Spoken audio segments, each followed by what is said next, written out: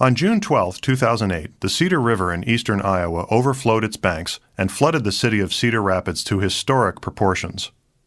Many homes and businesses were damaged or destroyed. One of these was the headquarters building of Stamats Communications. As floodwaters receded, company leaders at Stamats began planning the rebuilding of the facility. They realized they had an opportunity to rebuild in a way that would lessen the building's impact on the environment and do so in a truly sustainable way. The U.S. Green Building Council's LEED program provided a way to measure those benefits, so company leaders decided to rebuild the headquarters building to LEED specifications. One of the major rebuilding projects for Stamats concerned the furniture and fixtures in the headquarters building. Working with Piggott Incorporated, a locally owned space planning and contract furniture firm, Stamats stripped down the furniture, took it apart, and then power washed and scrubbed it clean. Many of the desk and counter surfaces were resurfaced, and Stamats recycled 2.5 dumpster loads of wood as well as 3 dumpster loads of metal. The metal was recycled through a local metal recycler, including more than a ton of copper wiring. The furniture was then reinstalled in the headquarters building. Another area of opportunity for Stamats was reduction of water usage in the building, particularly in the facility's restrooms. Hi, this is Jana Madsen, editor of Buildings Magazine. I'm here with Rich Lorimer, project manager at Modern Piping. Rich, could you tell us a little bit about the electronic sensor faucets that are being used at Stamats Communications and how they're environmentally friendly? I sure can, Jenna. This is the new Sloan Solus faucet that's going to be used here all over at Stamats, all the sinks. And this faucet is a motion-activated faucet, so it'll only bring on water whenever your hands are within the range of it. This sensor here, and then this also is a solar-powered faucet, so it gains its energy from the restroom lighting. It charges a battery that's inside of the faucet, a lithium-ion battery, and so that's what operates the faucet. There's no other electricity provided to it. It's also a very low water-consuming faucet. It runs at 0.5 gallons per hour, so it's very low water usage.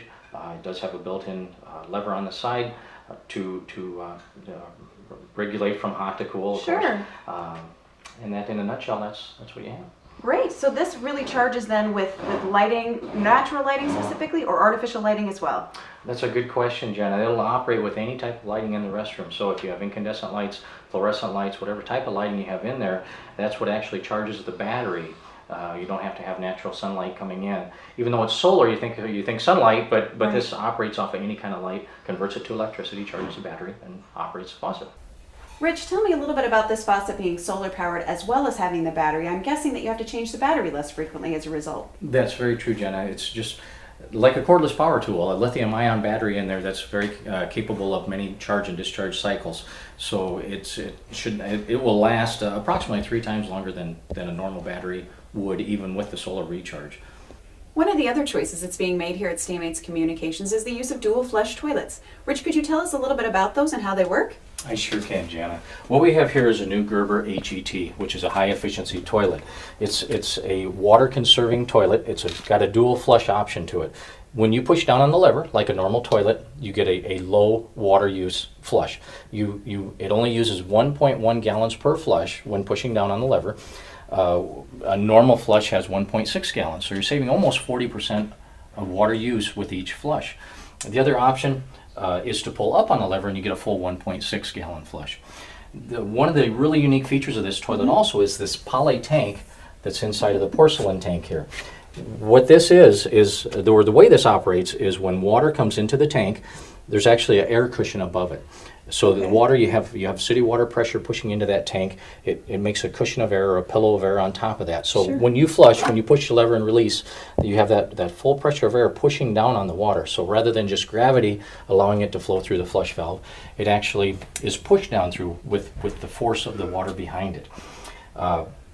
What that does is that's able to remove a lot more solids from the bowl then. So where a normal low efficiency toilet would be able to remove about 400 grams of solids per flush. This will actually remove up to 1,250 grams. So you're talking almost 4 times the volume that this can remove. This is very different than a traditional toilet. Can you tell me about the maintenance requirements that are involved with a unit like this? I sure can, Jenna.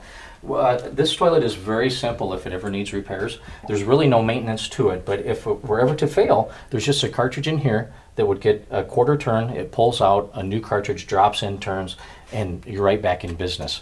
A really nice feature of this toilet, though, these new high-efficiency toilets, is this model comes with a 10-year warranty. So for the next 10 years, should there be any problems, Stamates will have no issues with this toilet at all. Rich, good information. Thanks so much. I appreciate it. You're welcome.